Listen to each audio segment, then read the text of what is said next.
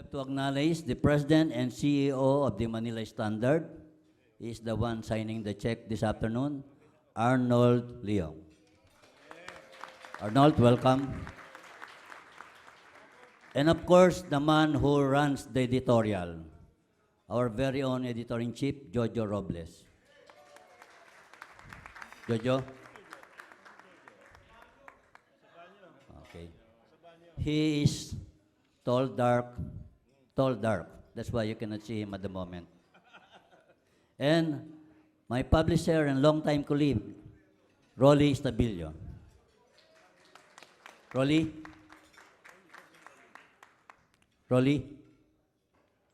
He is also tall and dark. That's why you cannot see him.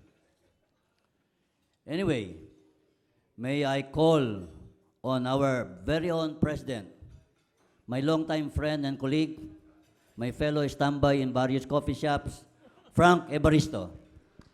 Good afternoon, fellow Rotarians and friends. Thank you for the Standard for sponsoring this important event. From the first Rotary Club in Asia, I call this meeting to order. The meeting having been started, we have to be very solemn. May we all rise for the singing of the Philippine National Anthem, which anthem will be sung by the best choral in this part of the world, the Rotary Club of Manila Choral. The world-famous choral. Where's that word-famous thing? Okay.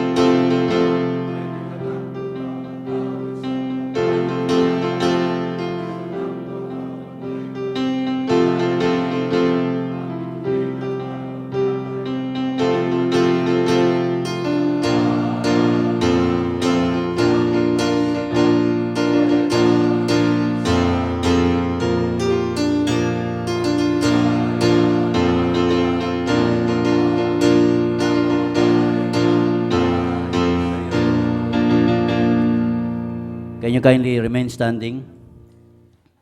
We call another world-famous person,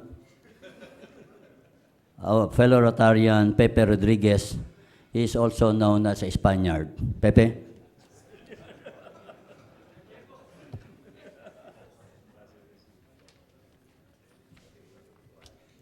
You forgot about the autonomous communities. Fellow Rotarians, let's put ourselves in the presence of the Lord. Allow me to offer my prayer in my mother tongue, in Spanish, because I grew up praying in my language and I also believe that my prayers will reach heaven faster. I'm sure you will agree with me because the first Christian prayers in the Philippines were made in Spanish. Gracias, Señor, por tu bondad y generosidad. Gracias por todos los colegas, amigos y familiares del Club Rotario de Manila. Gracias también por la oportunidad de trabajar por una prensa libre. Gracias por los alimentos que vamos a recibir de tu mano generosa. Lord, help us remember that we are pilgrims on the road to heaven.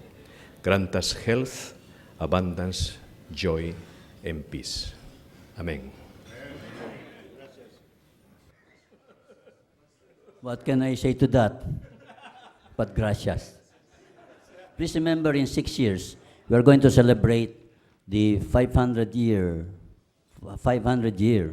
of Spanish colonization of the Philippines. And in the United States, Spanish will become the #1 language, English, not English. So when you see Pepe around here, please make sure to shake your hands. Hola, Don Pepe. And now, kindly be seated, dear members of the Rotary. And may I introduce another world-famous person. I am Tony Lopez. I'm a journalist. World-famous in our minds. I'm the moderator today. I promise to be good. Yeah. So we call on the world-famous choral to sing the Rotary of Manila hymn.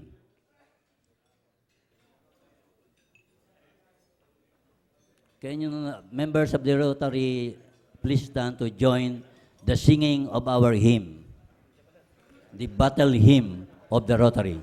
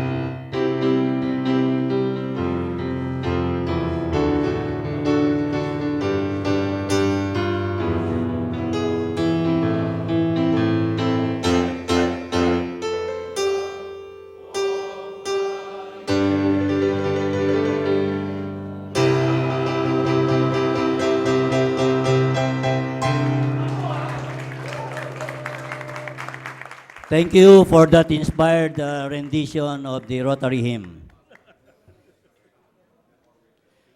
To introduce the personalities seated at the presidential table, guests and visiting Rotarians, may I request Star Rotarian Caloy Reyes to do the honors. Caloy? Thank you very much, Tony. It gives me great pleasure of introducing the personalities seated at the presidential table. From my immediate left, Officer in Charge and Program Moderator, Rotarian Tony Lopez. The vacant seat at the far end of the tables belongs to me, yours truly. Again, my name is Caloy Reyes. Invocator, thank you, Rotarian Pepe Rodriguez. Our two distinguished panel speakers will be formally introduced during the program highlights. And last but not least, President Frank Evaristo.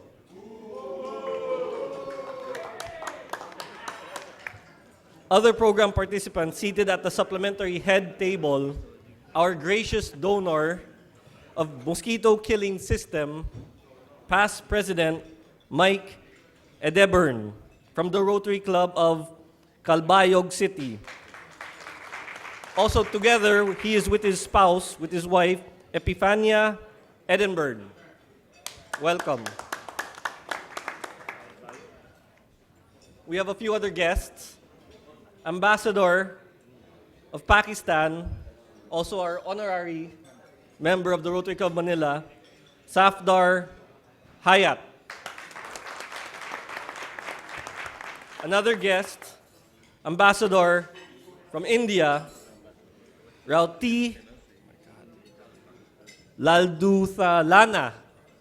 I'm sorry if I massacred your name.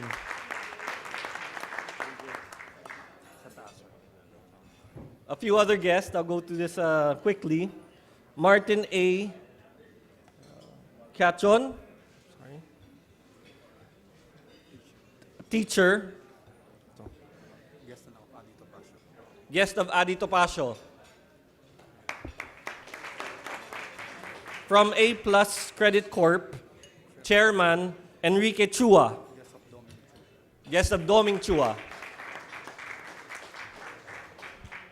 From Fly High Manila, partner Raymond Ortiz, guest of Albert Alday, Secretary. From the MVP group of companies, we have Mike Toledo, guest of Babe Romualdez.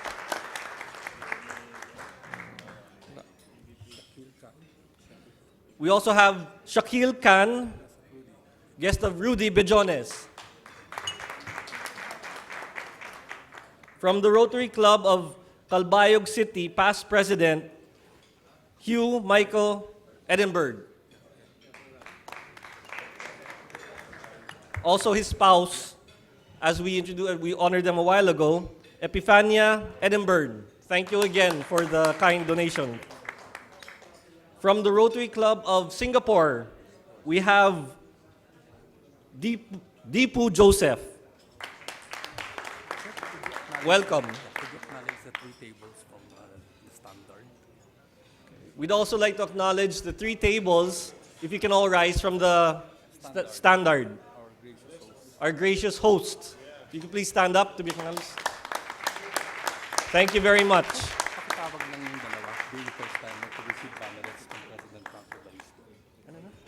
Tawagin niyo lang si Edinburgh. Yeah, ako bibigyan ng We'd like to please ask past president. past President Michael Edinburgh and also Deepu Joseph to receive the ceremonial banners. We'll have an exchange of banners from our President, Frank Evaristo.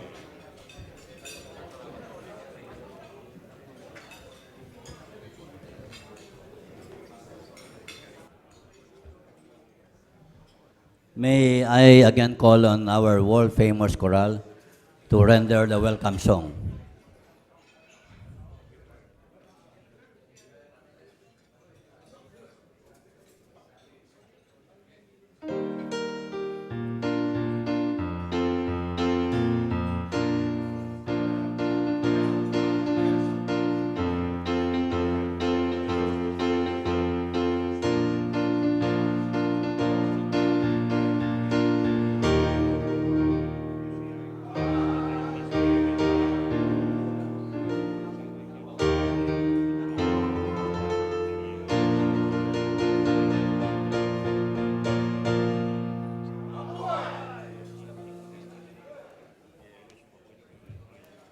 Thank you, world-famous Manila Rotary Choral.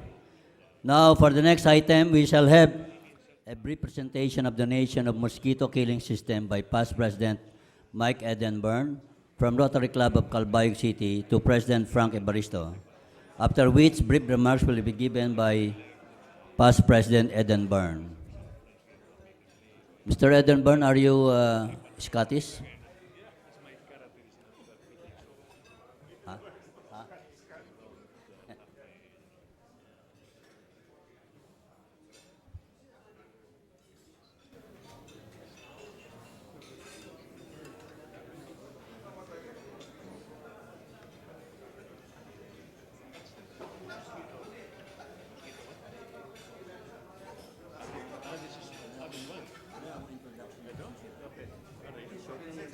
Isang innovation. You can put it here. You can put it there, yeah.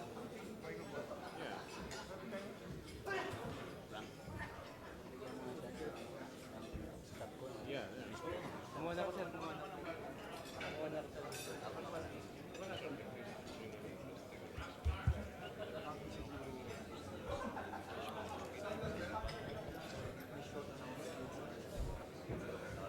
Thank you again for this very warm welcome from such a prestigious club as the first club in Asia, Rotary Club of Manila. My wife and I are deeply honored. The mosquito killing system is a complete system designed with the help of NASA in the United States to totally eliminate the mosquito population in a half-hectare area within a few months. It does this by imitating me. It doesn't have lights. I don't have lights. I attract mosquitoes. It attracts mosquitoes via carbon dioxide and heat. So the mosquitoes go there and they get pulled in by a fan and electrocuted. And many people in Alabang and Forge Park, Dasmariñas, Cebu, Davao tell me it routinely kills 300 to 500 mosquitoes a night. And everyone killed reduces the population by 3,000 because that's how many larvae a female mosquito will lay in a lifetime. So within a few months, there's no more killed because there's no more to kill. So I have a video here if I can take an extra moment and call it up.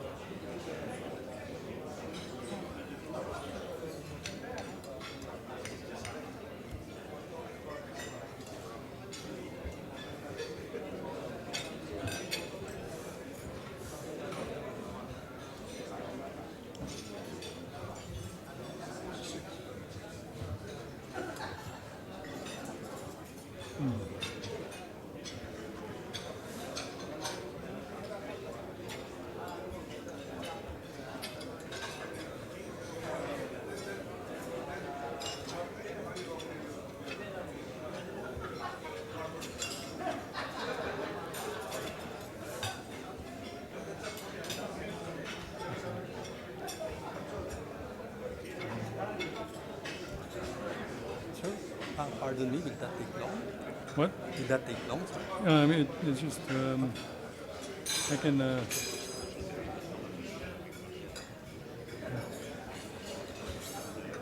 had it already.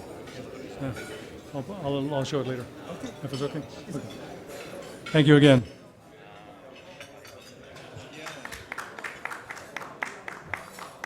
Thank you,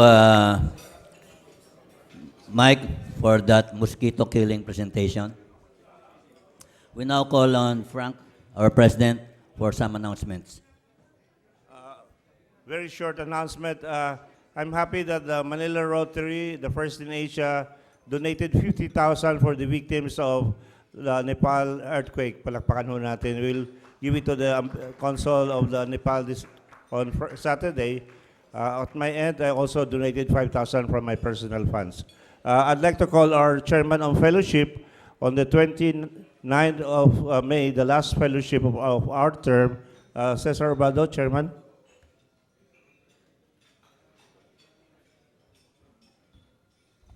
Fellow Rotarians, on Friday next week, that's May 29th, at CCP, Central Colleges of the Philippines, would like to invite all Manila Rotarians for a fellowship dinner buffet with lechon, and we'll have ballroom dancing, free. And we have band and singer, and surprise numbers, singing and merrymaking. So let's all invite all our friends and all members who are not here to please inform them for our fellowship. Thank you. CCP, Central Colleges of the Philippines, Aurora Boulevard.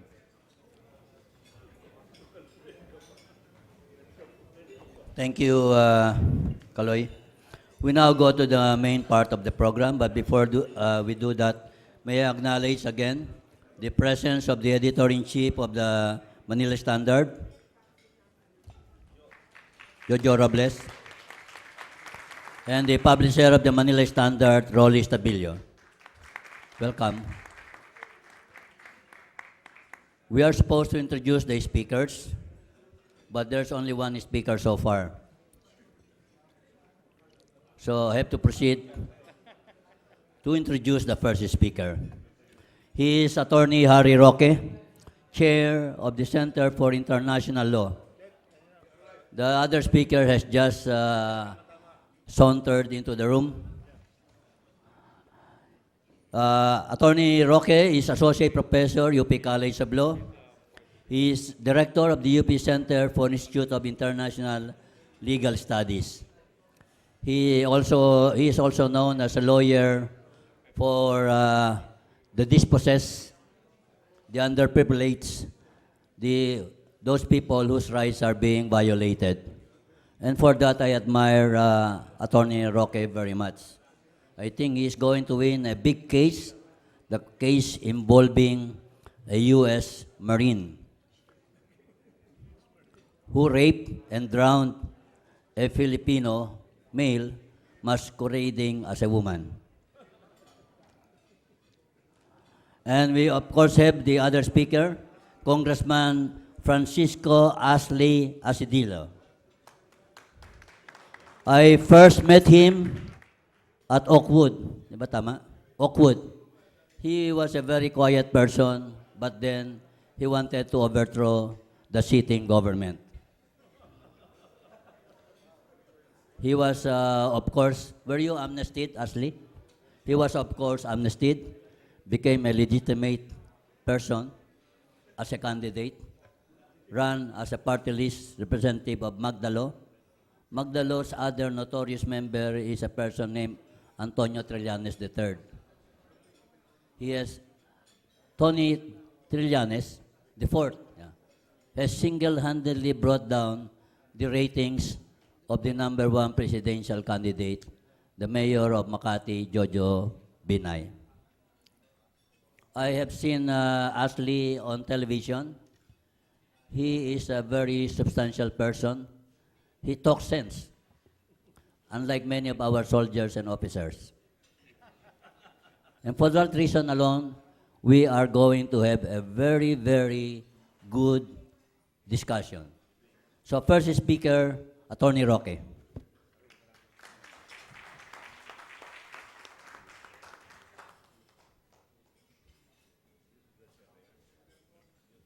Thank you, Tony, and good afternoon to the gallant men and women of the Rotary Club of Manila. I'm particularly privileged to appear before your club. I have a little story to begin with. Frank Evangelista I met a long, long time ago. In fact, I was 12 years old when I first met him. They sponsored, he was then with the JCs, the Voice of Democracy, and I'm happy to say I won that oratorical contest. No? But Frank has always been Frank, and of course I feel daunted that I'm seated here now, to share my insights on the Spratlys. No? So I guess, Frank, I have to call you Frank now rather than Tito Frank, no? Evaristo, yeah. So, and then of course, I'd like to thank my Standard family. This is also my first time to meet many of my bosses. I feel a bit nervous because I do not know if after my presentation, I will continue to have my column, no? But, ladies and gentlemen, I decided to deliver a rather light presentation on the dispute in the West Philippine Sea. This is actually a modified version of a presentation that I made not too long ago. Harvard University, for the first time, organized some kind of a debate, no, on the West Philippine Sea. And in the debate, I was one of the panelists, but there was also the German barrister that was commissioned by China to publish a book in lieu of a memorandum in the ongoing arbitral tribunal at The Hague. No?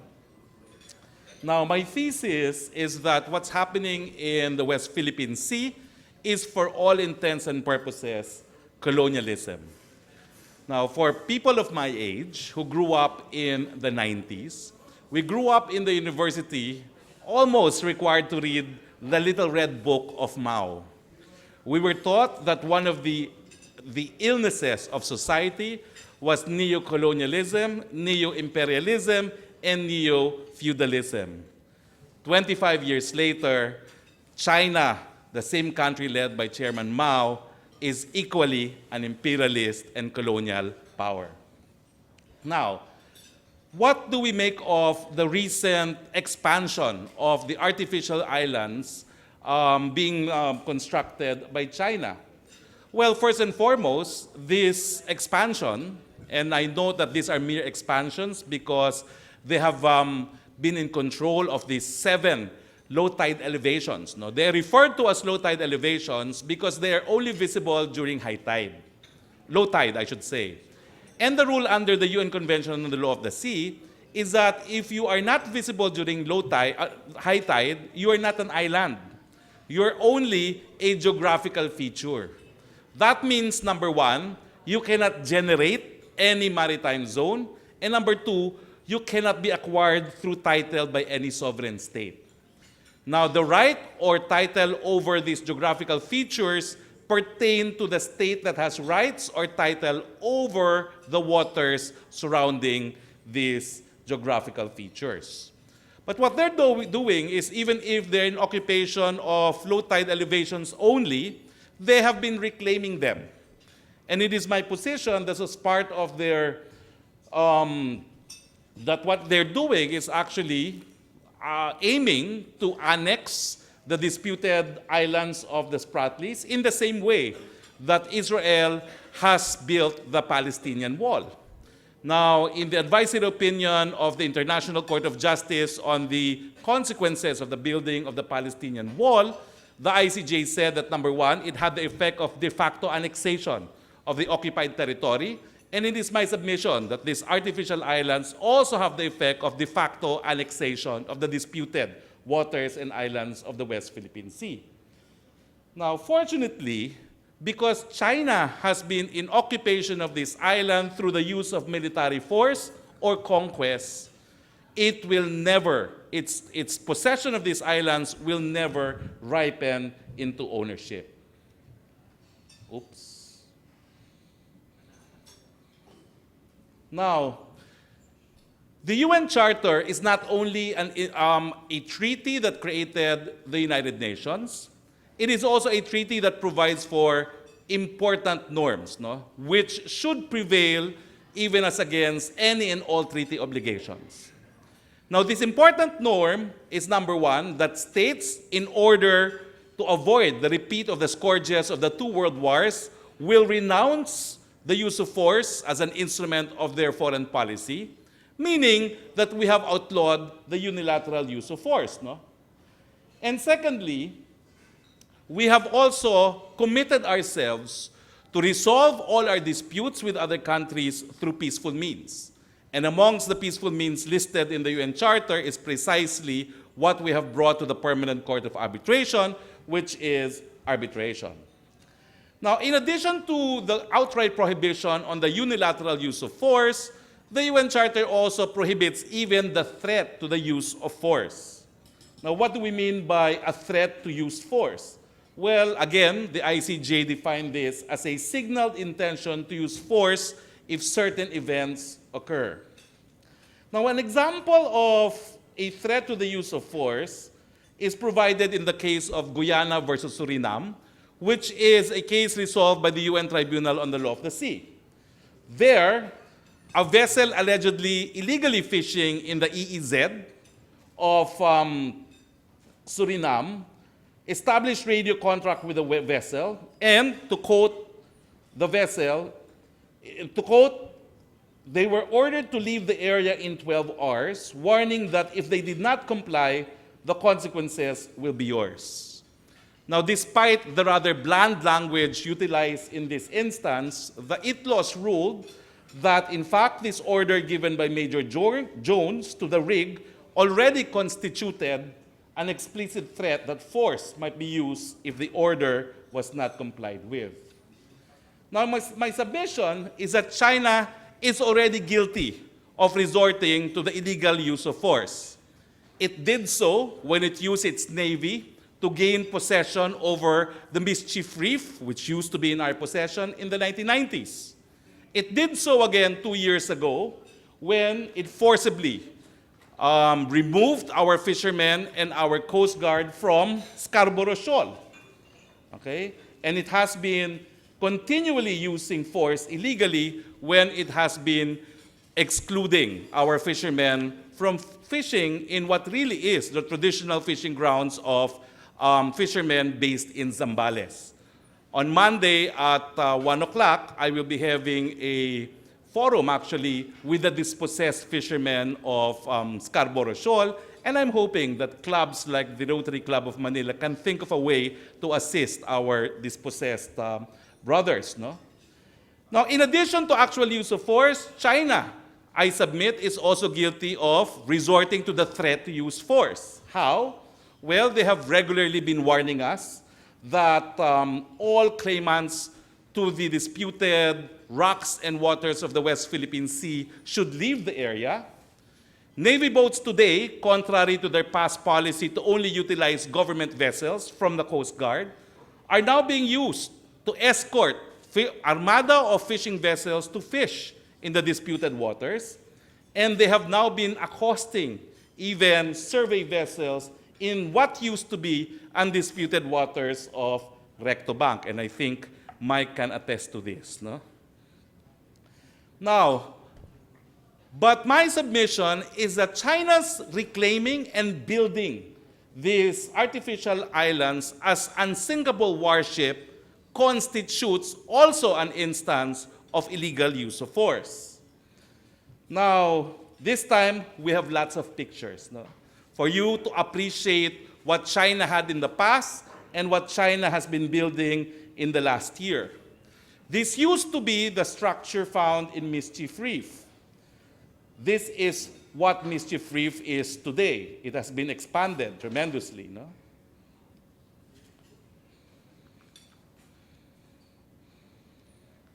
Now, they have also reclaimed and improved on two disputed islands, in Johnson and in Cuarteron, which we refer to as Mabini and Calderon.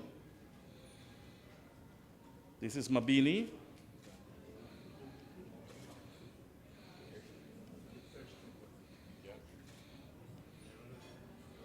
Take note that whether be it in the past or in the present, the artificial islands are built to be unsinkable warships.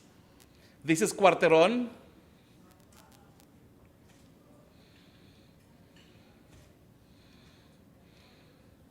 This is Chigua Reef. At least this is what they had in the past. Very modest. Also built as an unsinkable warship. This is what they had in the past. It's literally built to look like a ship. Okay? And of course, it's equipped like a ship, including, of course, machine guns, no? Well, this is Chigua today, very much expanded. Okay. This is Gavin Reef. This is how it was before. It was very similar to Chigua, an unsinkable warship. But Gavin today has also been expanded, no? By leaps and bounds, literally, no?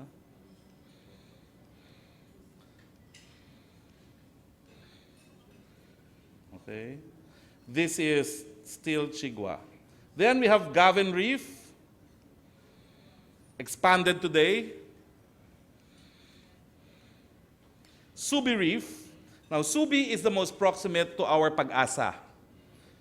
And whereas before, they had a very modest reclaimed island, although it had a perambular tower, which seems to indicate that it is the communication center of the Chinese for the rest of the islands.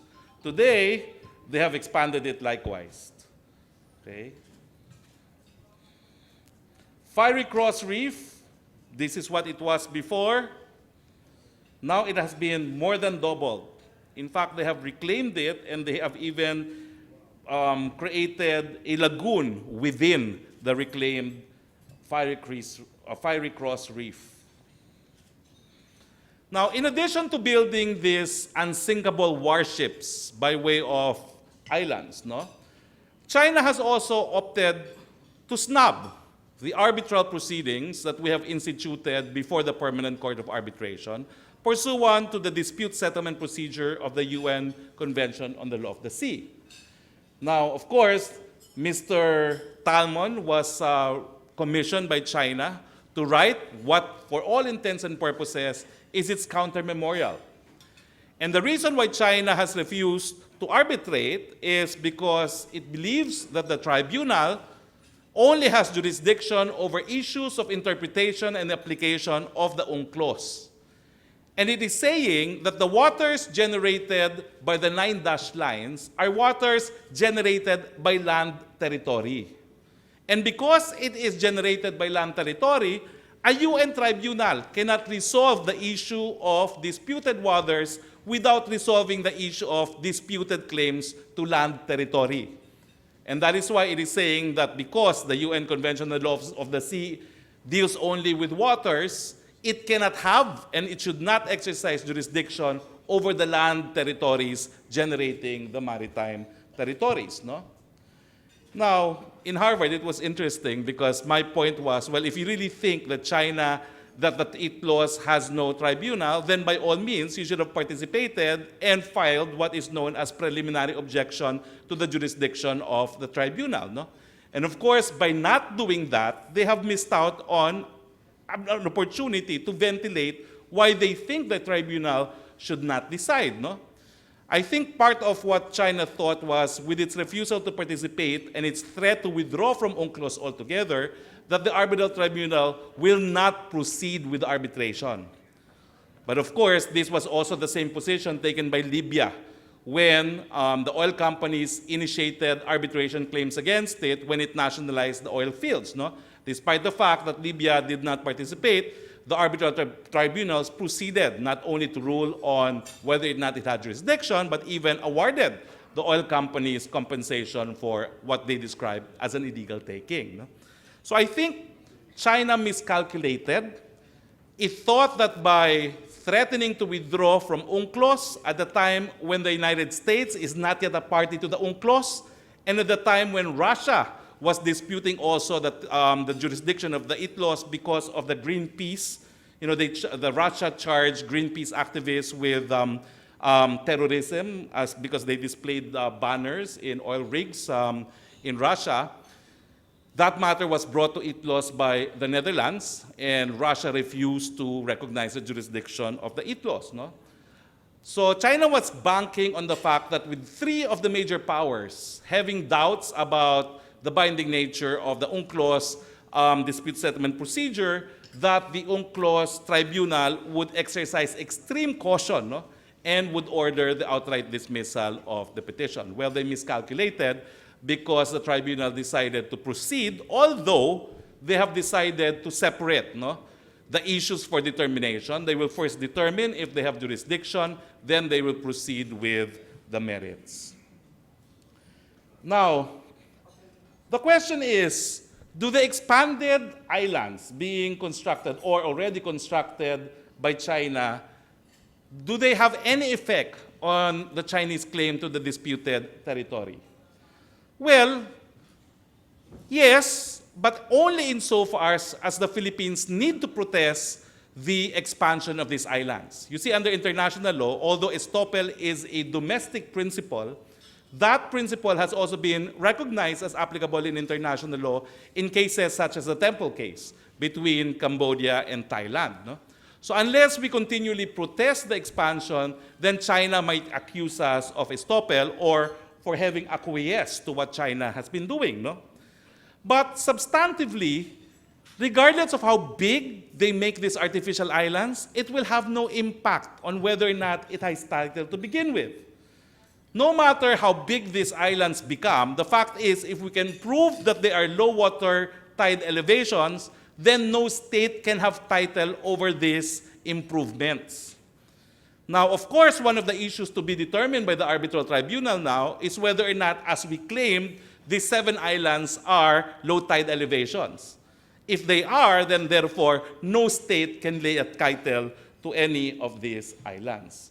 There may even come a time when when we may have to thank China for doing the improvements, no? Assuming we can prevail later on and prove that they form part of our continental shelf. Now, likewise, despite the fact that it will really not have any effect, substantial effect on China's claim to the islands, I'm worried about the manner that the AFP has been trying to alarm our people whenever it reveals an alleged instance of further expansion of these islands. Well, in the first place, as I said, it will have no impact, except perhaps to improve the capacity of China to use them as forward operating stations. No? But we all know that the use of force is prohibited, and if they do use force, which I think is remote, then they will have to deal with the illegality of force, no? Since the crime of aggression now it has been recognized as an international crime. No? But I find no reason why we should create public hysteria over these expansions precisely because on 2 grounds they will never result on a valid title as far as China is concerned. No?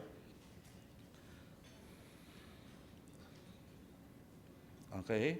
Now, it's also not good that we're creating all this hysteria because meanwhile, there's a continuing need to continue the process of negotiation with China.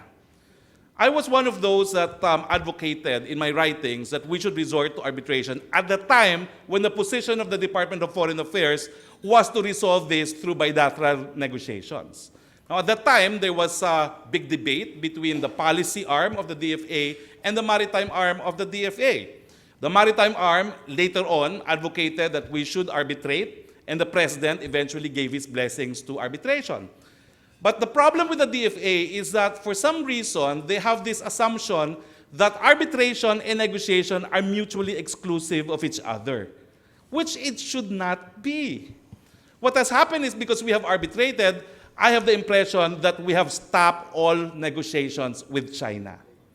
My point being, in fact, we should use the arbitration to our advantage because that improves our bargaining position as far as China is concerned. Why? Because if you objectively assess the prayers that we have in our claim for arbitration, we will prevail, at least in our prayer, that number one, that the 9 dashed lines is bereft of any legal basis under the UNCLOS, and number two, that the islands, that the artificial islands are in fact low tide elevations. In fact, the only reason why we probably will not prevail is not because the law is not on our side. It is a policy consideration. And that policy consideration is that if the tribunal members believe it is more important to keep China within the UNCLOS because a decision adverse to China might just trigger China's withdrawal from the convention. That is my worry, that we will lose not because of the merits of the case, but because of the policy that we want UNCLOS to be all-inclusive, and a decision against China might alienate China from UNCLOS altogether. So my position is they are not mutually exclusive and that bilateral negotiations should proceed. Now, what do I think are options open to the Philippines? Well, number one, fortunately, we have to thank our media for exposing the fact that we are no longer a poor country. You know, the amount of money alone that we lost on PDAF, Justice Carpio believes, is enough to buy 47 warships of the type that we already have, and we only have 2 of them. That's only PDAF. Can you imagine how we could modernize our AFP if in addition to PDAF, we also spend the DAP for purposes of defending our national territory? We would have one of the most advanced armed forces in the Philippines if the money intended for the public ceases to go to the pockets of politicians. Second, you know, the popular thinking is, look, we're no match to China, we might as well call on Uncle Sam for assistance. But what are the hard realities? The Americans have never recognized the Philippine title to the Spratlys. In fact, in 1933, when France first laid a claim to the disputed group of islands, only China, Japan, and the United Kingdom protested that declaration.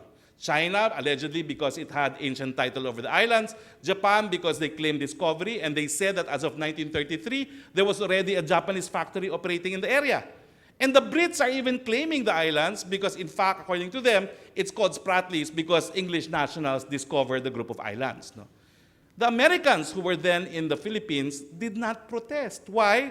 Because for some reason, even if they bought the Philippine archipelago in 1899 pursuant to the Treaty of Paris, the Americans have always maintained that they only bought land territory and not water territory, oblivious of the fact that an archipelago means group of water and islands forming a unitary whole. Now, it's also important that we stress that our claim to the Spratlys is a Filipino claim. I have guested in the Chinese CNN, the television network, and I have debated with the highest-ranking policy officials from China, many of them from the National Defense College. And you know, they don't acknowledge that the dispute ongoing right now is between the Philippines and China. They have always assumed that it's a proxy war and that the real parties to the conflict are the US and China. which is why I have called on the DFA to emphasize that we are an independent country with our own national interest, because it is the only way that China will even begin to talk to us as an independent country. Otherwise, we have to cast our lot with the Americans. And meanwhile, despite the fact that our DFA wants America come to our assistance, what has the Americans been telling us? They have said repeatedly that their national interest is to promote the freedom of navigation in the South China Sea, and that they do not take sides as far as the ongoing territorial dispute is concerned. We cannot have the same kind of commitment that the US gave to Japan, that it will unequivocally come to the defense of Japan if Senkaku Island is attacked. Why? Because it was the Americans that disarmed the Japanese at the end of World War II, and that is why, naturally, because they disarmed Japan, they have to defend Japan if need be.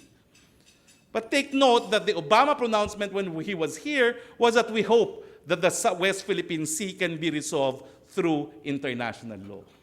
And that despite the increase in rhetoric, take note that Secretary Kerry has always emphasized that their interest is only freedom of navigation. And come on, as businessmen, do you really think the US will go to war over a bunch of small islands in the West Philippine Sea when China is its biggest investor and China is also its biggest creditor? I don't think so. Ano ba yan? Now, of course, it's important that we hope that the ASEAN will support us in this controversy. But the reality is, ASEAN has disappointed us. ASEAN, majority of ASEAN, simply put, are countries composed of economies which are grossly dependent on China. There is simply no way that countries like Cambodia, Laos, Burma, and probably even Singapore will side with us as against China, and it is simply because money talks. In fact, the only ally that we can count upon in ASEAN is Vietnam. So what should we do? Should we continue to insist that the Americans come to our rescue? Well, I think the better option is to build military alliances with countries that are in the area and with similar interests as ours against China. And what are these countries? Well, in addition to Japan, there's India. You know, the last conference of the Asian Society of International Law, I had the stage to myself talking about this issue because all the Chinese scholars who were supposed to debate with me, you know, the Chinese are very systematic. They identify all the conferences and they already have assigned speakers to rebut any position against China. No? But I had the stage to myself because the Indians simply refused to give any Chinese a visa even to attend the conference. And that was why the sitting judge, the Chinese sitting judge to the International Court of Justice, stood up and debated with me for 20 minutes.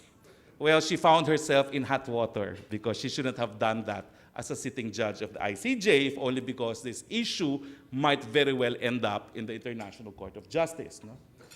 And lastly, we need now to prepare. Now, China, as I said, is guilty of illegal use of force.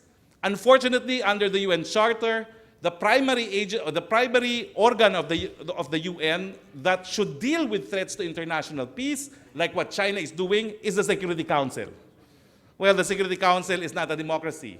The 5-member permanent nations of the Security Council, China included, have the veto power. And I don't think the SC, because of this, can act against China's expansionism in the West Philippine Sea. But we have to learn from history. Although the Security Council has primary jurisdiction for maintenance of international peace, it does not have monopoly.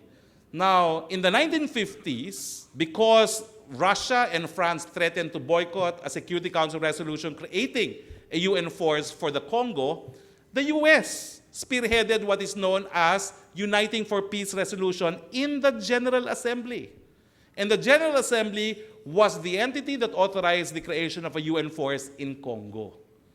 And when when Russia and France refused to pay their assessment for this force, saying that this was contrary to the UN Charter, since it should have been authorized by the Security Council, the ICJ said nope. The GA may not have primary jurisdiction, but the GA can also deal with threats to international peace. And that's why I think we should be slowly getting a consensus in the GA to condemn China should it utilize force. Now, another challenge speaking before you today is that they told me I only have 15 minutes. As an academic, I can talk for 4 hours straight. But unfortunately, because of time constraint, I'll have to end there. And thank you very much for listening. Thank you very much for your graciousness to end your talk. Because we measure speeches here not according to number of nautical miles of our territory. Our next speaker is Ashley. He has consented to abbreviate his presentation. And anything that you haven't taken up or understood, just ask them during the open forum. By the way, Harry is correct. We are now a rich country. That's the cover story of my Business Asia. And we happen to have here a briefing paper by the U.S. State Department on the 9-line claim of China.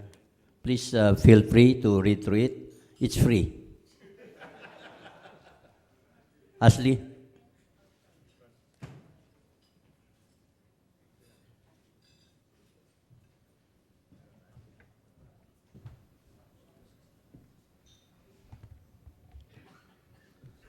Good afternoon, everyone. I'm not sure how much time I still have, but as mentioned by Tony, I will try to work within the time that's left. If I do so, I'd just like to acknowledge some people in the audience. I mentioned the president of my alma mater, Mr. Steve Decree, AIM. I have a fellow panelist with the Governance Forum of the Institute for Solidarity in Asia. We actually sat together in a panel to review the work of the Civil Service Commission, Attorney Toledo, and a senior of mine from the Philippine Military Academy, General Ramon Montaño, sir. If Attorney Roque does not mind, I will just give a quick visual update of how far China has gone in its reclamation work in the West Philippine Sea. I will also make the argument that because I am not a lawyer, I am taking the approach of this problem in the West Philippine Sea as a national security threat with economic, military, and geopolitical dimensions. And in the end, I will try to wrap up with what I think is a problematic scenario, not only in the near future, but also in the medium to long term. So with that, let me proceed with some slides.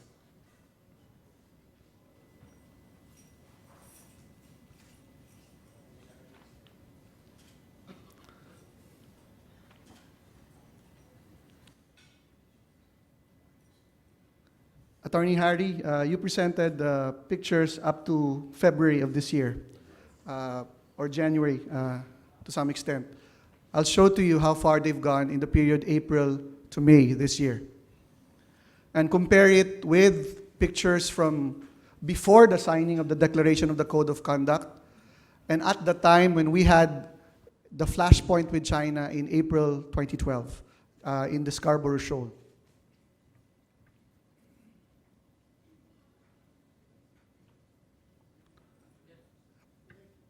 Okay. You see the blue line? That is our EEZ. Those 7 islands, as mentioned by Attorney Roque, are the ones being reclaimed by China at various points in time. So we're talking about Zamora, Gaven, Chigua, Kagitingan, Calderon, Mabini, and Panganiban.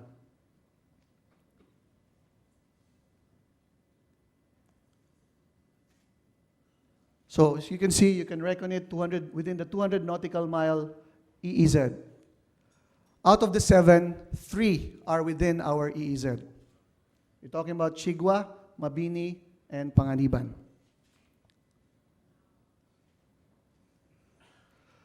This is Mabini or Johnson Reef with a lone solitary structure at the time of the signing of the DOC.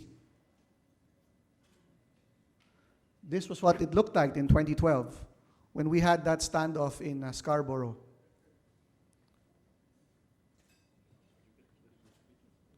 This is how it looks like now. They have reclaimed a total of 7.4 hectares from what really were mere patches of sand and a solitary structure. It now has one jetty and one permanent pier, which can cater to a 130-meter ship.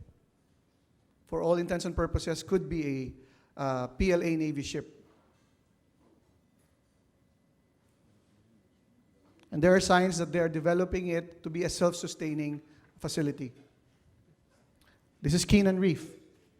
At the time, again, of the signing of the DOC in 2002, and compared with the Scarborough standoff, let's look at it now, as of May this year.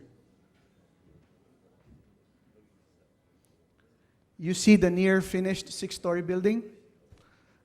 They have reclaimed a total of 6.8 hectares. Again, with similar features as the previous island which I showed you. This is Gavin Reef, 2002, 2012, and as it looks now. Roughly 7.9 or 8 hectares.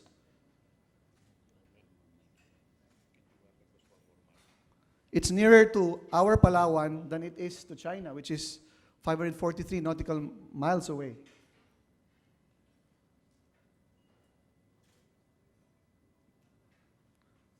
This is Calderon Reef, 12 hectares. Comparing that with 2002 and 2012.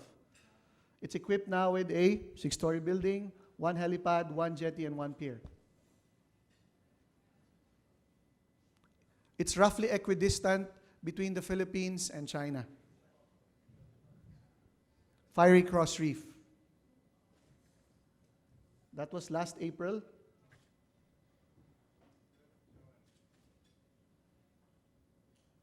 As you can see now, it is ready for construction of a 3-kilometer runway.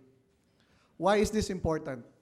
For those of you who are familiar with aviation, you only need 2.4 kilometers for jet fighter operations. It has exceeded that. It has 3 kilometers. So they don't need an aircraft carrier. They can forward deploy both naval and air forces in this particular facility when it's finished. Mischief Reef. As pointed out earlier, this used to be ours in 1995 when it was occupied by China, purportedly just to construct fishermen's shelters. This is how it looks like now. It even has fish cages inside of it. They have reclaimed so far a total of 7.3 hectares. Subi Reef. If you look at the configuration, it is also a probable site for another runway. You see the length of that reclaimed area there?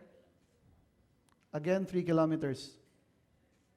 Now, if you put side by side both the areas reclaimed by China and those that we occupy, 9 of them, this is how they look side by side.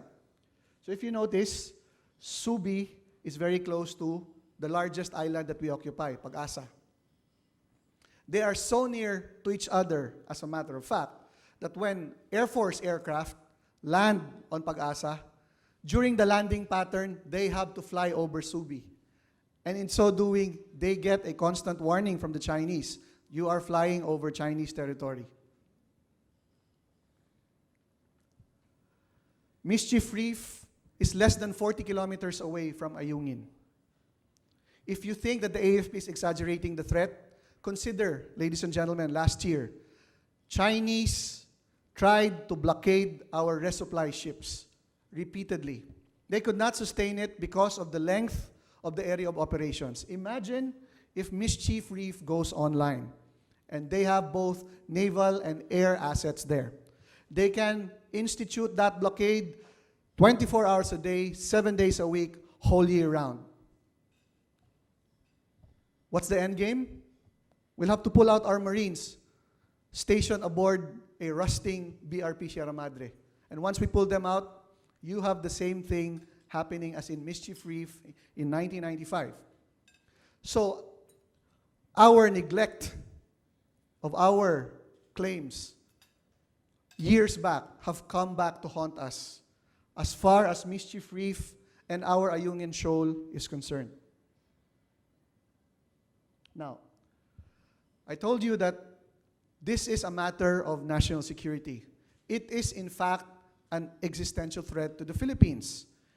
The point where I find agreement with Attorney Roque is that the US does not see it as that yet. They are so near to each other, as a matter of fact, that when Air Force aircraft land on Pag-asa, during the landing pattern, they have to fly over Subi. And in so doing, they get a constant warning from the Chinese. You are flying over Chinese territory. Mischief Reef is less than 40 kilometers away from Ayungin. If you think that the AFP is exaggerating the threat, consider, ladies and gentlemen, last year, Chinese tried to blockade our resupply ships repeatedly. They could not sustain it because of the length of the area of operations. Imagine if Mischief Reef goes online, and they have both naval and air assets there. They can institute that blockade 24 hours a day, 7 days a week, whole year round. What's the end game? We'll have to pull out our Marines stationed aboard a rusting BRP Sierra Madre. And once we pull them out, you have the same thing happening as in Mischief Reef in 1995. So our neglect of our claims years back have come back to haunt us as far as Mischief Reef and our Ayungin Shoal is concerned. Now, I told you that this is a matter of national security. It is, in fact, an existential threat to the Philippines. The point where I find agreement with Attorney Roque is that the US does not see it as that yet. When will they see it the same way we do? It is not yet at this time, but I'll get to that. Now, I mentioned that this is a matter of national security with both economic and military dimensions, as well as long-term geopolitical implications. Now, I'll jump to that part. These are the estimated losses if ever we lose our ability to fish in the West Philippine Sea. And this is according to our own Bureau of Fisheries and Aquatic Resources. Poaching alone costs us 71,400 metric tons to the tune of 7.1 billion pesos. Destruction of corals and illegal fishing, which again made the round of news in the past 2 weeks, cost us roughly 19.4 billion pesos, as well as the ability for future generations, before the future generations, the ability of the fish to regenerate, and for the future generations to fish them. All told, 26.5 billion pesos. On fish and marine resources alone, a massive government allocation to boost our defense capability already has a very strong economic argument. Now let's talk about oil and natural gas. Not the least, agencies like the United States Energy Information Agency and other energy research agencies all point to the South China Sea as a whole as a new El Dorado for oil and natural gas. According to our own DOE, as well as technical assistance from the US, we have in trillions of pesos an aggregate value of 1.1 trillion of oil. For gas, that's 2.1 trillion. All told, that's roughly 3.2 trillion pesos of oil and natural gas. we have not been able to pursue our energy security goals precisely because our own survey ships have been shooed away by China. One of the areas of concern right now is the area called Recto Bank, which internationally is known as Reed Bank. A DOE commissioned survey ship was driven away from that area by Chinese law enforcement ships, white ships as they call them.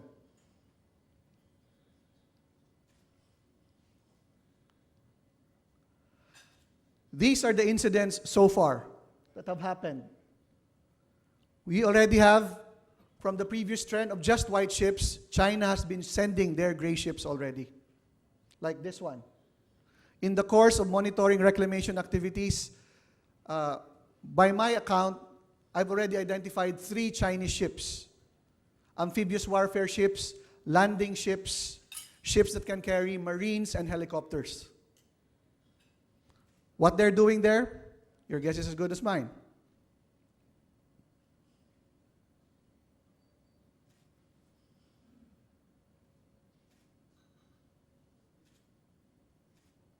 Now, this is the main argument why China, they say, will not do anything to alter the status quo.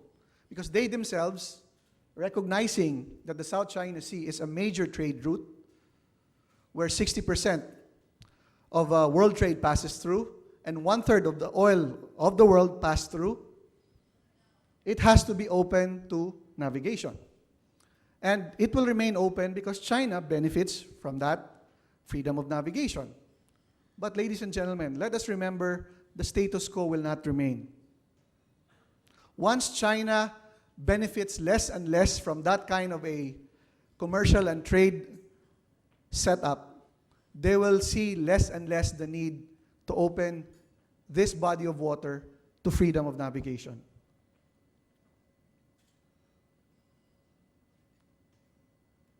Now, many people have argued against the Mutual Defense Treaty that it has not been sufficient to our needs. That's true. There is a requirement that for the U.S. to come to our aid, it has to be an invasion of the mainland or an attack on Philippine vessels for the U.S. to come in. China knows this. As pointed out by Attorney Roque, the wording of the U.S.-Japan Mutual Defense Treaty was not the same as our own mutual defense treaty with the United States. However, there is something riding here other than an actual attack on a U.S. ally like the Philippines. China, if we are to agree with the revisionist theory of international affairs, China is now challenging the U.S. for supremacy in the Asia-Pacific.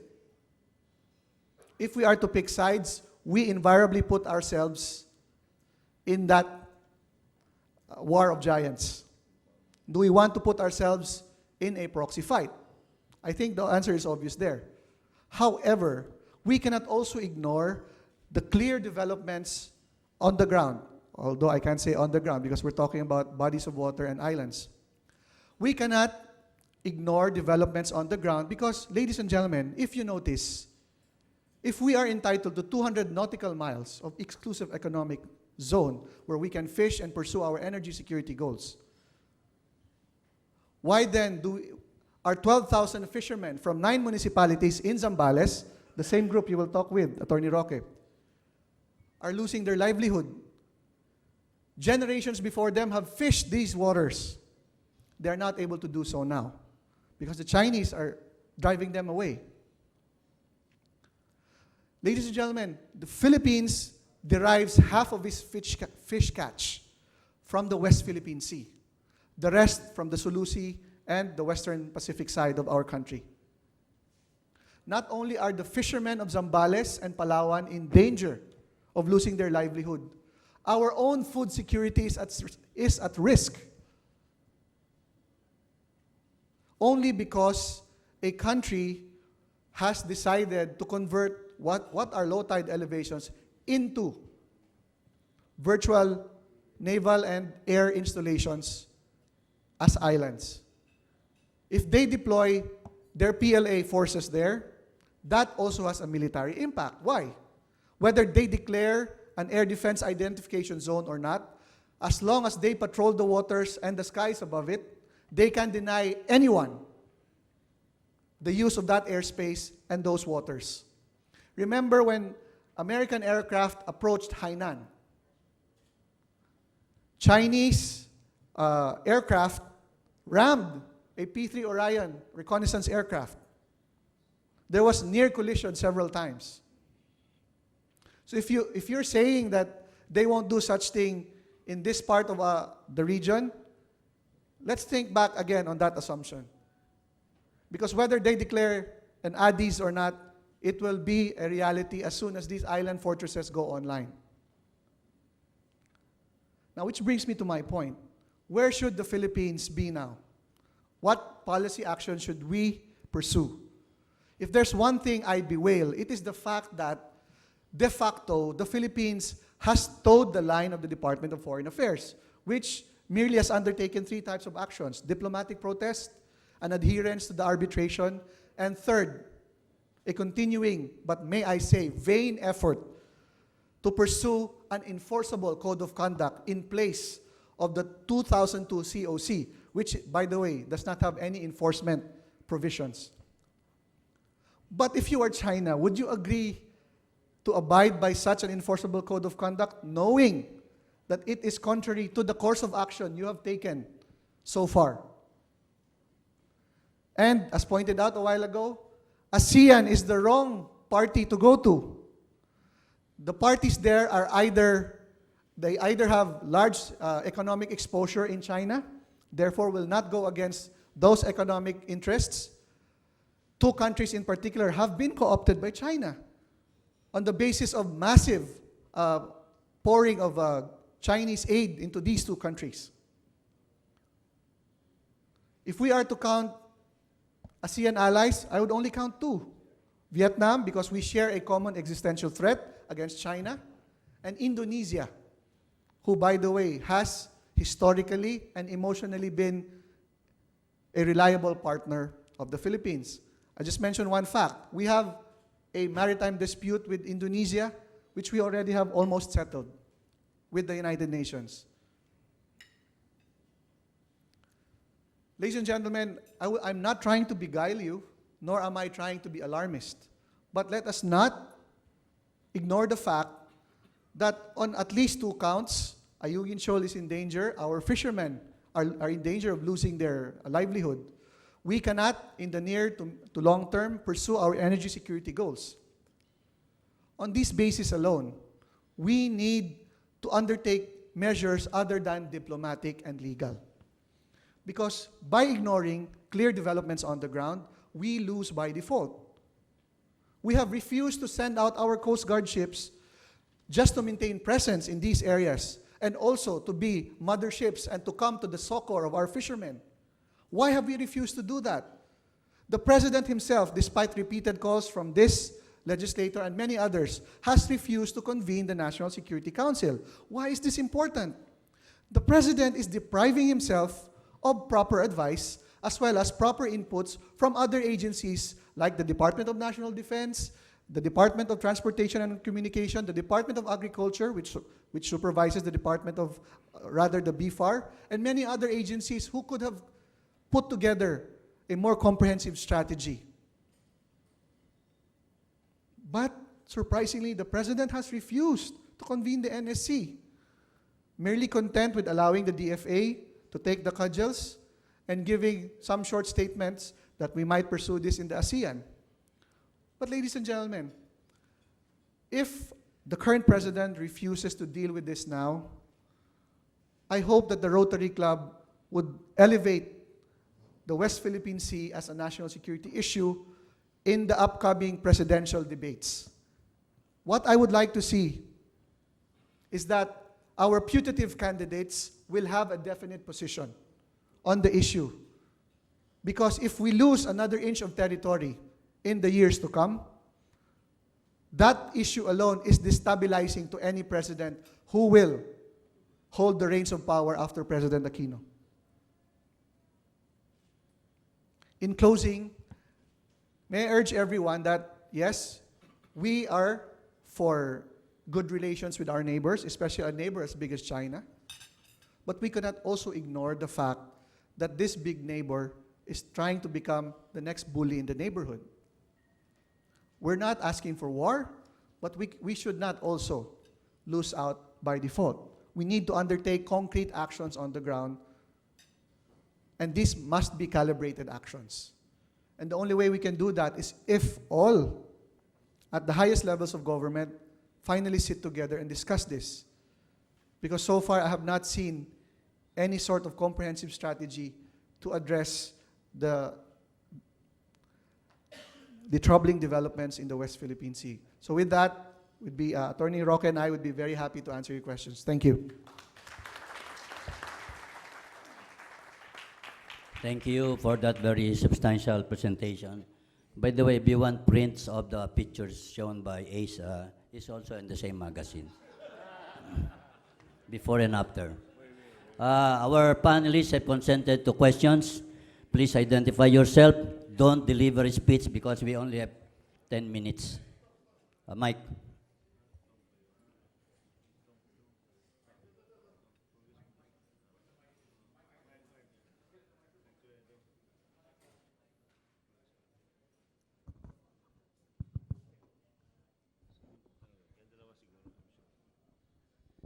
Good afternoon, Professor Roque and Congressman Asedillo. As Tony said, very, very good presentations. We all know that when President Xi Jinping took office as the new president of China, one of the first things he did was to form a local council to focus on the maritime interests of China. And his instructions were very simple, which confirms what you just presented today. It was to act big and act fast. And clearly, we have seen that today. They have been acting big and acting fast, whereas the Philippines have been either not acting at all or acting very slow. Your question, Mike, your question. Yes. I'm laying the basis, Tony, because my question would focus more Don't lay on predicates a- anymore since the audience is quite intelligent. Okay, okay. I know that. Not as intelligent as you, though. My question Mike, would by focus... the way, is a Harvard-trained lawyer. My question, though, focuses basically on our interests as a private entity trying to do business in the South China Sea. We have been trying to, as you correctly pointed out, send seismic ships, but for one reason or the other, the Chinese would try to ram our ships, which prevented us from doing a seismic study. Is it possible, gentlemen, that perhaps for the moment, for the time being, irony or a great sin, if we know that we have so much resources in that area of our country, and yet we are faced with so many poor people in this country, and we have an opportunity to use this for our energy self-sufficiency and other reasons. The question, Is that the possible? question of Mike is, can Philex explore for oil in the Reed Bank?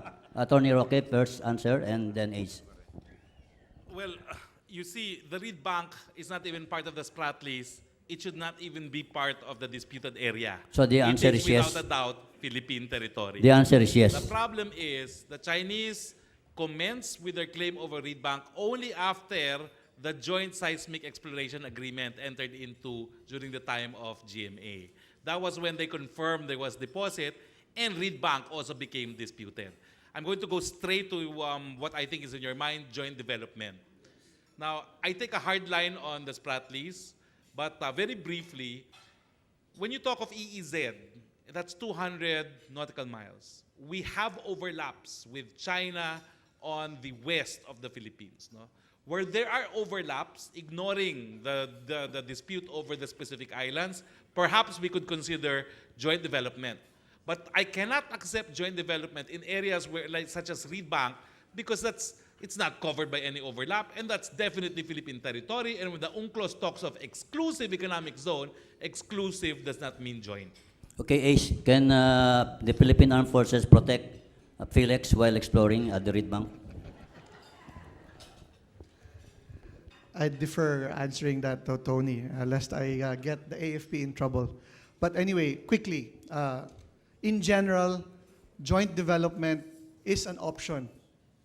It is always an option precisely because matters of disputes are harder to solve, whereas economic prerogatives can be pursued jointly by the contending parties. However, if it happens to be in disputed areas, it now creates problems, for example, for the Philippines. Because we might, in effect,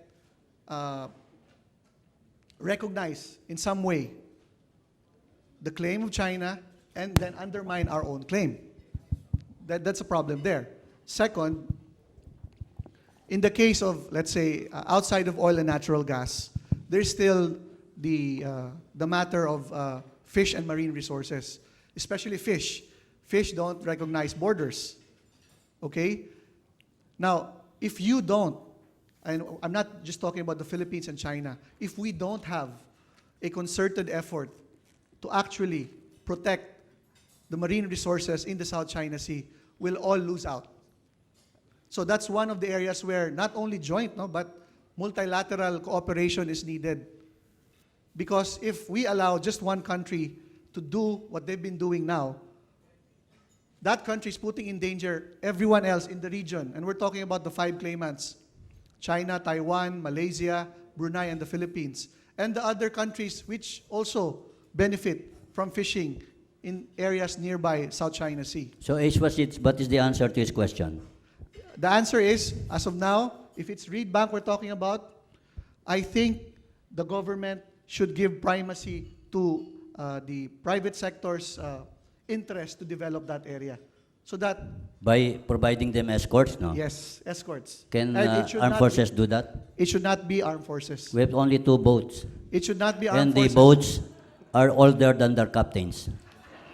Okay, Tony, let me just clear that up, no? If we were to send escorts, it should be the Coast Guard.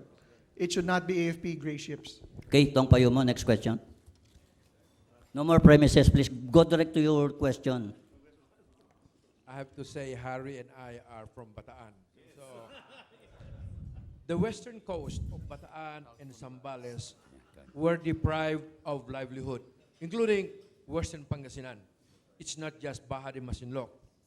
And unlike Central Luzon with fertile arable land where they can have alternative livelihood, the western coast of Bataan and Zambales literally have lost their livelihood because it's harsh country, mountain, and there's... Just laying down premises. Please So- ask your question. The question is, what can we do? Can we not have our military escort our fisher folk there in Ayungin and Baja de Masinloc and so on? And what did Vietnam do that we have not done, that they are now not messing with Vietnam? Very quickly, number one, I hope you can join me on Monday because precisely I'm having that forum with the fishermen since we're both from Bataan. And if you go, that means we can split the bill because I'm supposed to pay for transport and food of the fishermen.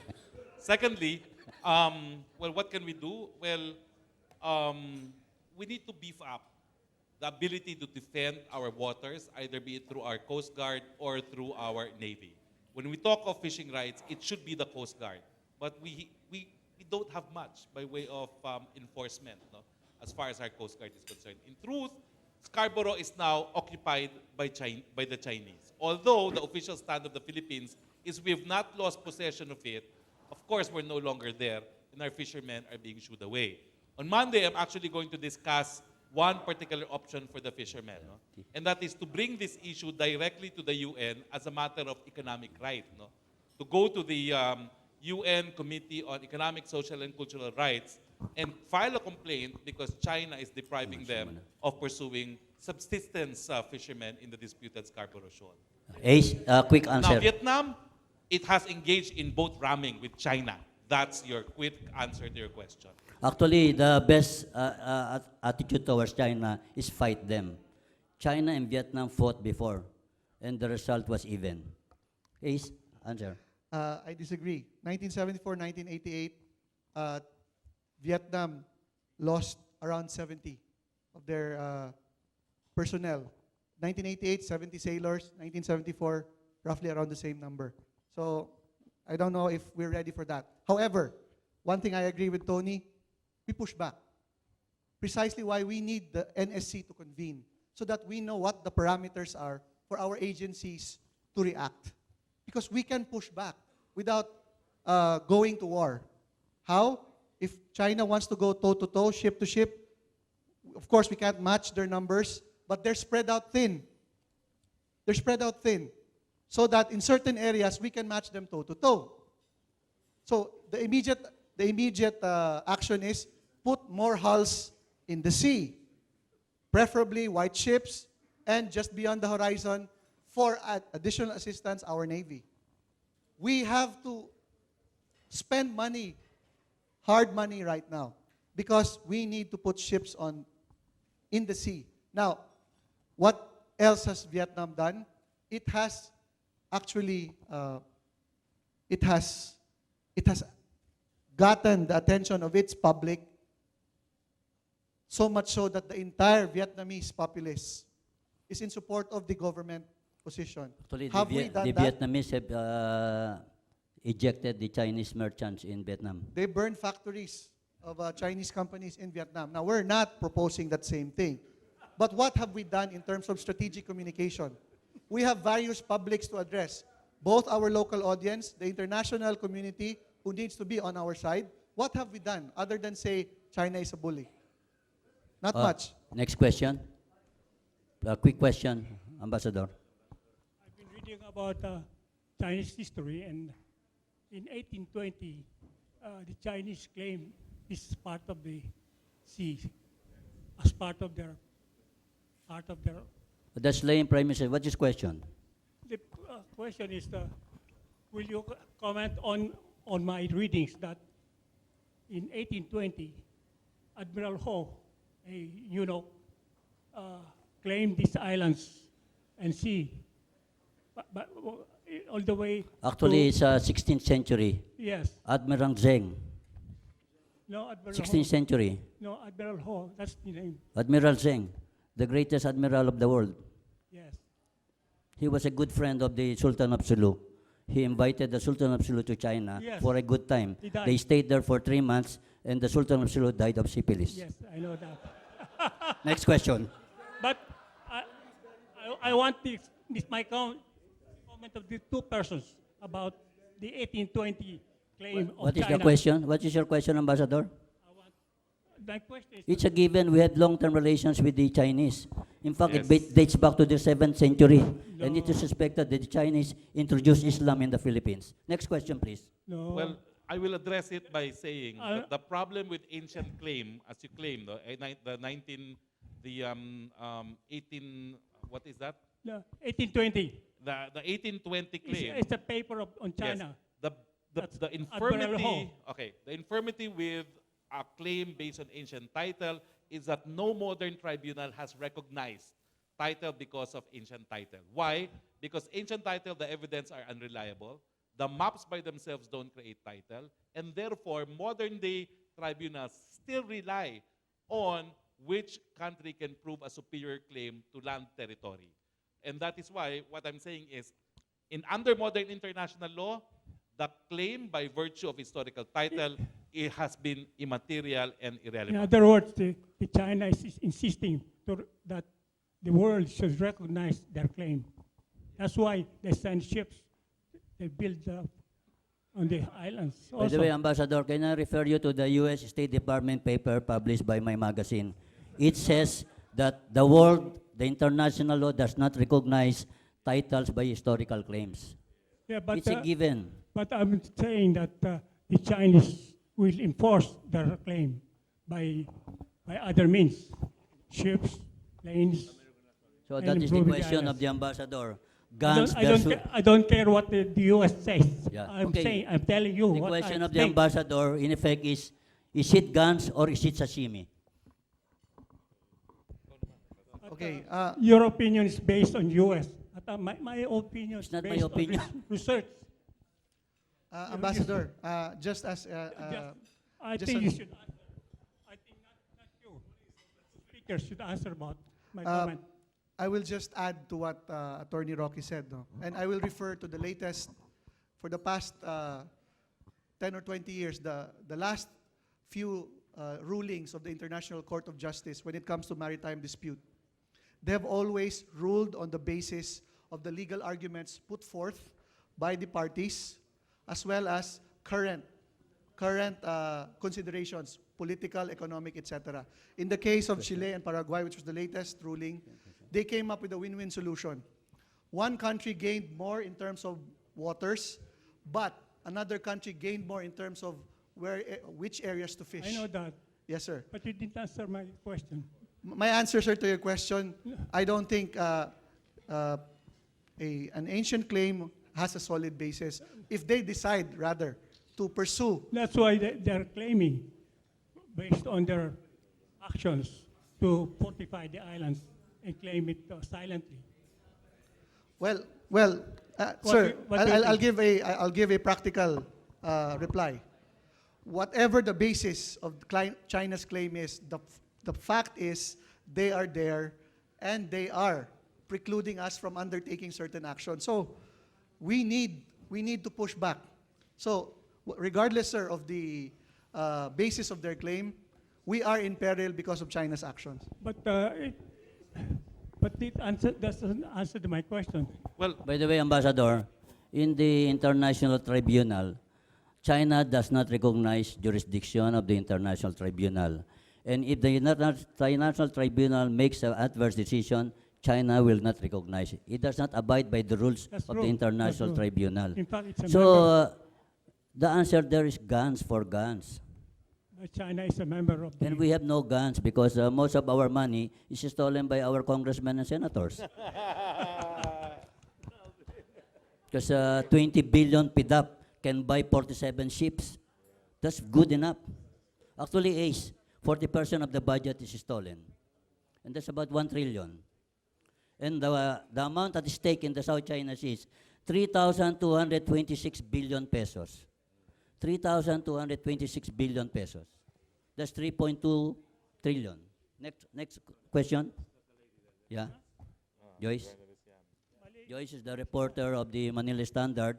The Standard is our host. They're entitled to some questions.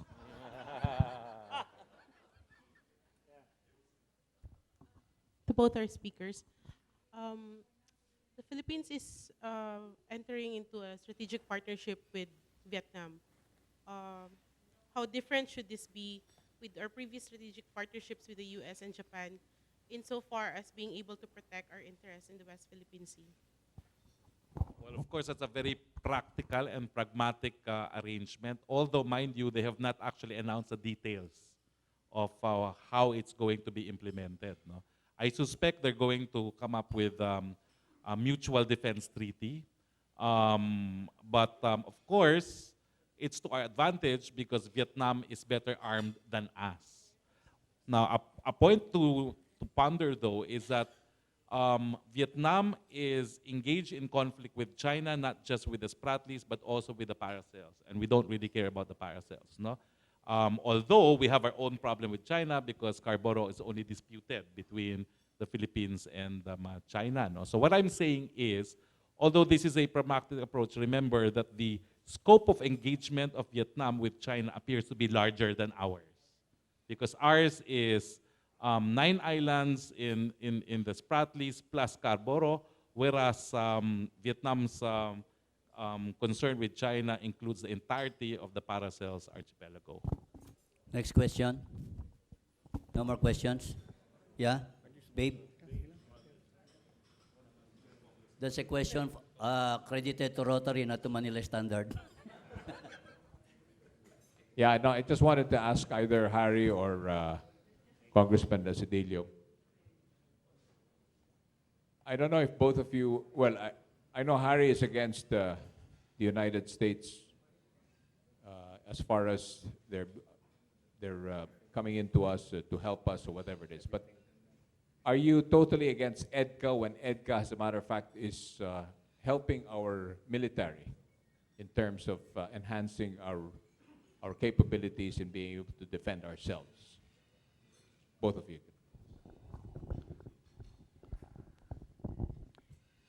Let's try to remember that in World War II, when Japan pursued its expansionist policy, the Philippines was right smack in its way. So whether we liked it or not, our location was our curse. I see the same problem right now with China. If China continues on its chosen path, we will be in the same situation we were in World War II. Now, that also goes to say that whether we like it or not, even in the most ideal form of independent foreign policy, we cannot prevent the US from working with us. Because whether we like to or not, they will. Because the Philippines is right smack in the area where China is expanding and in the area where the US, with or without our consent, will contend with China. So, if our foreign policy veers more towards the US, it might be prudent for us to start thinking about how we can get the best out of that relationship. Not a mercenary relationship, but a truly fruitful one. But, may I just add, right now what I see as a trend, that when the US issues a strongly worded statement that they will send this or that ship to the West Philippine Sea, we sit back and then relax already. If there's one thing I would like to say, the Philippines should always prepare its defense on the basis that no other country will come to our aid. We, as a self-respecting nation, are responsible for our own defense. So our first premise, our first strategic planning premise for our defense is that we build our own capability. If and when the US decides to come to our side, then let's make the best out of that. But let us not make that as a given, because that is the most dangerous premise to make, aside from taking the premise that China will not go any further than what they're doing now. Attorney Roque. Well, Biggs, I'm against EDCA. I argued against it as a lead petitioner. I'm against it because EDCA requires Senate concurrence. I'm against it because EDCA can be used for all other purposes other than mutual defense. If the United States can be counted upon, the Mutual Defense Treaty should be enough. But the sad reality is, despite the existence of the MDT, we have lost 2 islands to China, and the consistent position of the United States is they will not get involved in the territorial dispute. Like Congressman Asedillo, I have said it in my presentation, no other country can protect our territory other than the Philippines. We have to spend for it, and as we sing every day in our national anthem, we have to be ready to die for it. Actually, before the Americans came, the Philippines was a maritime power. Filipinos built better boats than the Vikings. The Vikings boat sank, ours didn't. Last question, no more? Yeah, Dean Valdez.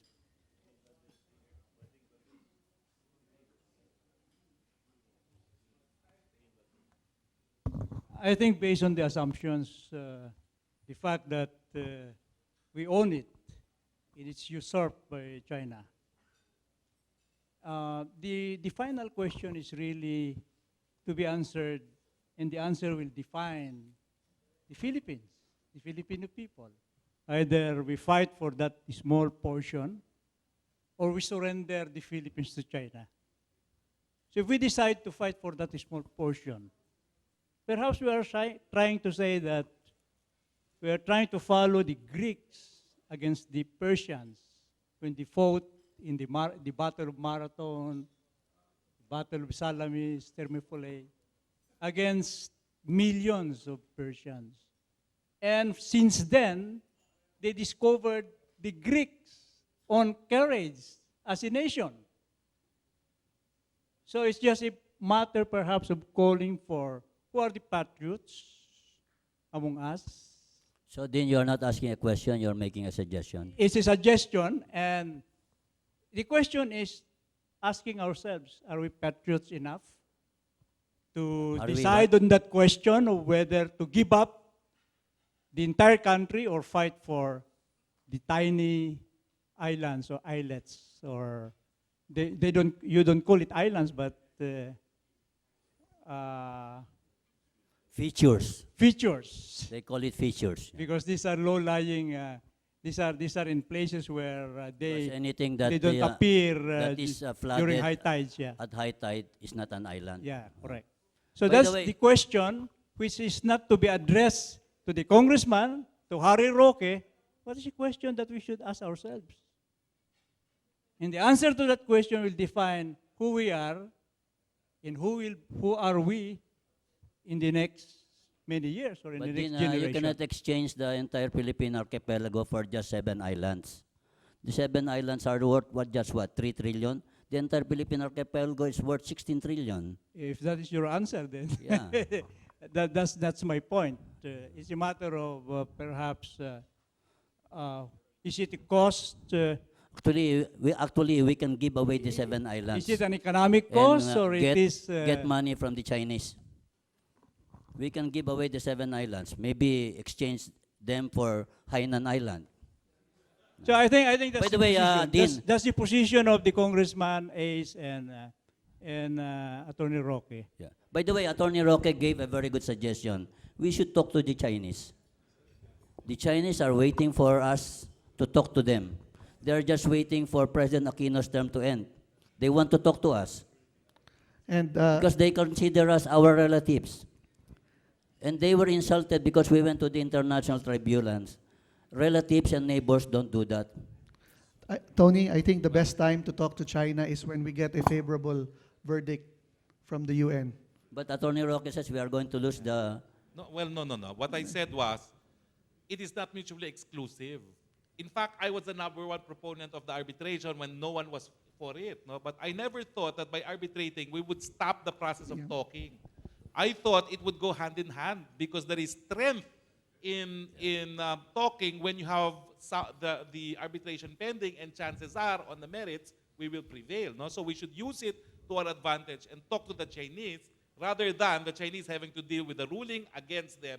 Even if they say that they will not comply with it, everyone knows that it will affect the standing of China if they ignore the arbitration. So that's the solution, talk to the Chinese. And I think we should also join the China Infrastructure Bank, ask money from them. We have October 2014. In the meantime, we have to jail those 22 other senators who got the PDAP and 200 congressmen who helped themselves with taxpayers' money by the billions. Tony, may I just address Yeah, Ace. the point raised by Dean Valdez? Dean, I am concerned that, if we reduce the argument for or against a concrete action on the part of the Philippines in the West Philippine Sea, I'm afraid that if we side with practicality and economics and we say it's not worth our trouble, I wonder the impact might be greater. And what am I talking about? I'm talking about the damage it will do to the national psyche, the damage it will do to national cohesion. Because certainly, Do we have a national psyche? I'd like to believe so, If there Tony. is none, there's nothing to damage. Of course, it can be argued, But my contention is it will be dangerous to us in a far longer term, the same way that the Chinese carry a chip on their shoulder when they commemorate the century of humiliation. It's a burden we must carry if we actually lose out by default in the West Philippine Sea. So that is just my concern. Just one point, though. Yeah, Attorney It's Roque. not true that the Chinese have this cultural abhorrence to litigation. In fact, China is the #1 litigant in the WTO. That's doublespeak when the Chinese say you don't sue a neighbor because they're the most active suer right now in Geneva in the WTO. Has China sued the Philippines? No, but it WTO? has sued almost every other country in the WTO. Outside That's the Philippine reality now. archipelago. They are the #1 plaintiff in the WTO system right now. So let's not take that presumption that they have this cultural anathema to litigation. It simply is not borne by the record. Okay? Talk to the Chinese, sue the Chinese, get money from the Chinese. That will be our main conclusion for the day. And by the way, our guests will be give for all their time and preparation. We should give them a very big hand, very, very big hand. This is the most intelligent forum. One more question? Paul?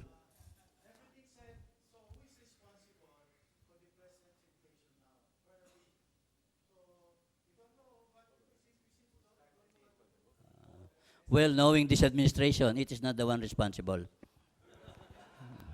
I think we are. I think we are because we tolerate this administration. By the way, Ace, if you want to improve the defenses or the budgetary allocation of the armed forces, it should not be done under the present officials of the DND, the Armed Forces of the Philippines, and the PMP SAF. Yeah, Paul. We should thanks to the Manila Standard. You got your money's worth. By the way, there are copies of the Manila Standard when you get out. Please look for the subscription form. If you cannot afford it, Manila Standard is free every morning online. They have the best online newspaper edition. Congratulations, Jojo, Rolly, and my chairman. I say this even if the Manila Standard does not pay me well as a columnist. Well, can we now ask the Rotary officials to give the plaque of appreciation to our guest speakers, Attorney Harry Roque and Congressman Ace Acidillo. On behalf of the Rotary Club of Manila, I would like to thank the good speakers to enlighten us on this current events. And of course, big hand to our chairman, Babes Romualdez, and Sam, for having this forum. And lastly, to the Standard for hosting this lunch. Marami pong salamat.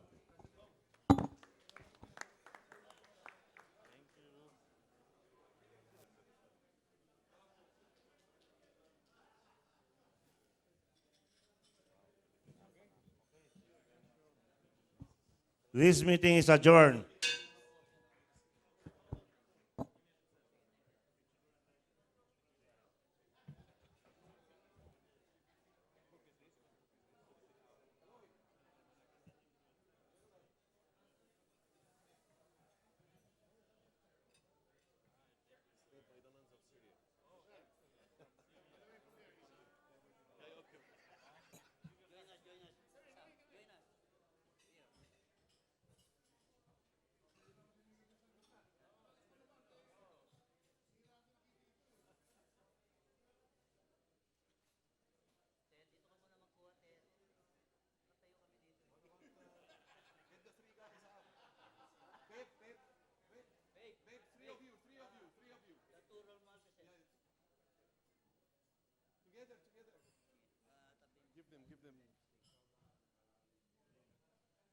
May we call on the two famous Romualdeses?